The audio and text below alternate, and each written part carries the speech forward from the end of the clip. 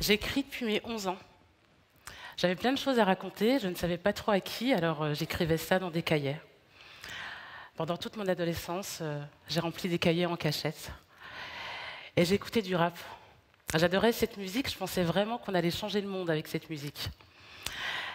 Et puis mon frère rappait super bien. Alors un jour, j'ai voulu entrer dans son groupe. Alors je lui ai demandé.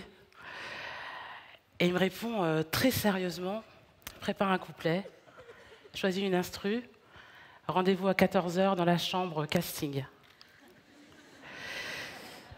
Donc je me prépare, je répète, j'arrive, je lui sors mon couplet, et à la fin il me dit non. Alors moi j'étais un petit peu vexée, et donc je lui ai dit je m'en fous, de toute façon je vais faire un groupe de rap avec mes copines, et puis on va te clasher. Et puis c'est ce qu'on a fait. Cette scène s'est passée, j'avais 15 ans. C'était à mon retour de mon pays d'origine. Je venais d'affronter mon mariage, j'avais pas envie, j'avais accepté. Lui était resté là-bas, moi de retour ici, et puis j'étais un petit peu énervée. J'en voulais à mes parents, même si je comprenais qu'ils n'avaient fait que reproduire ce qu'ils avaient vécu. Et puis j'en voulais aussi à toutes les filles qui avaient accepté avant moi.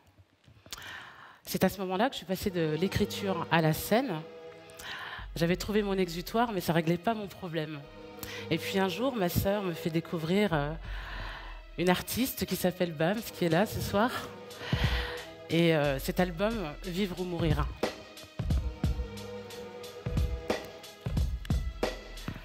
Excédé par le vide, le néant, le trou noir s'ouvre devant moi, géant, comme un milliard, 20 ans, 20 piges.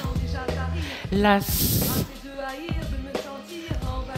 de mauvaises vibes auxquelles je dois obéir, que dois choisir, vivre ou mourir, mourir.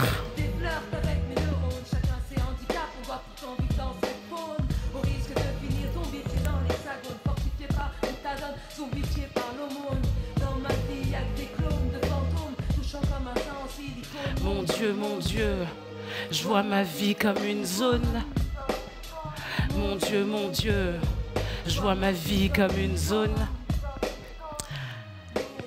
Et puis, cet album, je l'ai écouté en boucle pendant des semaines, des mois.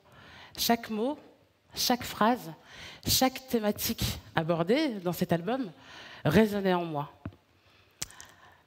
Cette artiste que je ne connaissais pas était devenue la personne la plus proche de moi, celle qui me comprenait le mieux. Et sachant son nom, m'a fait dire non à tout ce que je ne voulais pas et à tout ce que je ne voulais plus. Alors je suis partie de chez mes parents, je me suis installée sur Paris, j'ai trouvé un petit job dans l'animation. Et puis un jour, avec cette sœur, qui est là aussi, on était dans le métro et une femme aux cheveux verts se dirige vers nous avec un flyer dans la main. Bonjour, je m'appelle Bams. Je fais un concert ce soir et je suis convaincue que ça va vous plaire. Alors, je vous laisse imaginer 2 secondes ce que j'ai pu ressentir. Je l'ai prise dans mes bras, lui ai dit à quel point elle avait été importante dans ma vie. Et puis aujourd'hui encore, on travaille avec le même producteur. Alors j'ai continué à faire de la musique en me disant que je voulais être la Bams de quelqu'un. Et puis j'étais restée convaincue que l'art permettait de changer le monde. La définition qu'en fait Gwen Simmel, c'est une artiste peintre franco-américaine, me convient parfaitement. Elle dit que l'art provoque toujours un changement, petit ou grand, personnel ou universel. Et donc il y a 10 ans, je crée le groupe Dialem, mélange de dialogue et dilemme, et on crée le spectacle mot pour mot, avec l'idée de sensibiliser aux violences faites aux femmes et de s'adresser à la jeunesse. Et donc, on parcourt les collèges et les lycées avec ce spectacle, et puis on échange avec le public pendant 1h30. Et puis, sur un second temps, des ateliers d'écriture. Alors, quand on fait des ateliers d'écriture avec cette volonté de partager et d'impacter l'autre, il se passe des choses assez extraordinaires.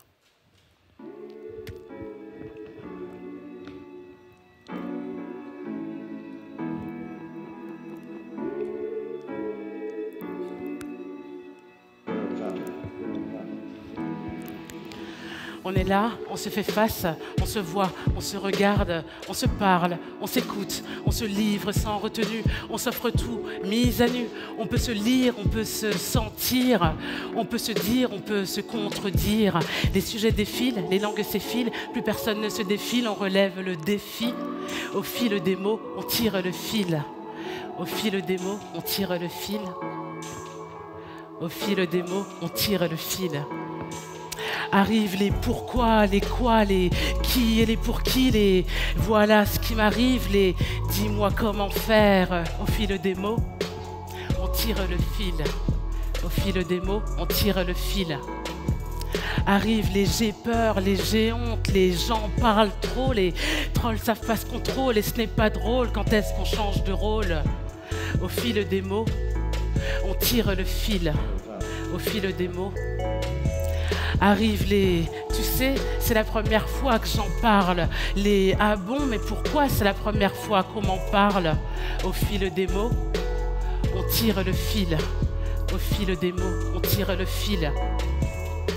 On est là, on se fait face, tout à coup, toutes les craintes s'effacent. On a osé se causer entre camarades de classe. On s'est proposé des choses pour que ça change. Et ça, c'est classe.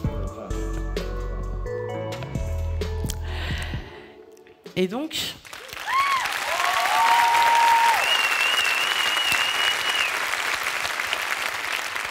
ça marchait vraiment. Le slam était devenu un prétexte pour parler, échanger, discuter, et puis pour témoigner. Je me suis retrouvée très rapidement avec des témoignages de jeunes filles et de jeunes garçons qui parlaient des violences pour la première fois. L'art leur avait permis de mettre des mots sur toutes ces choses qu'ils n'avaient jamais dit avant. Et moi, l'art m'avait permis de réaliser l'ampleur des violences. En France, les viols ou tentatives de viol, c'est toutes les 7 minutes. Quand j'aurai fini de parler, ça fera 2 de trop. Et donc, quand on est face à cette réalité, on ne peut pas faire comme si on ne savait pas. Alors en 2015, j'ai créé l'association Résonante pour sensibiliser un maximum de jeunes sur ces questions et puis pour donner des moyens d'agir à toutes les personnes qui en avaient besoin et à toutes les personnes qui voulaient accompagner leurs proches et qui ne savaient pas trop comment.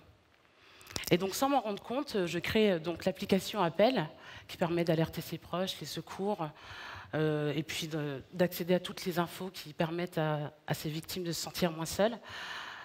Et donc, je crée cette appli, moi, la slameuse, avec mon bac L, alors que je ne maîtrise pas Excel, quoi. Et je me retrouve dans 2 mois à la présenter au CES de Las Vegas, alors que mon anglais est pourri. Mais j'y vais. Et ce que je veux vous dire, c'est que pour faire reculer les violences, tout le monde doit s'y mettre. Alors, même si on ne sait pas trop comment, je pense que l'idée, c'est de se dire qu'il faut oser porter cette casquette sans se demander si elle est trop grande, trop petite, trop flashy. L'idée, c'est de trouver comment la porter avec son propre style. Et puis, sur un malentendu, on peut peut-être lancer une mode, quoi. Et donc, en réfléchissant ensemble à nos futurs espaces à égalité, on contribue déjà à en faire une réalité.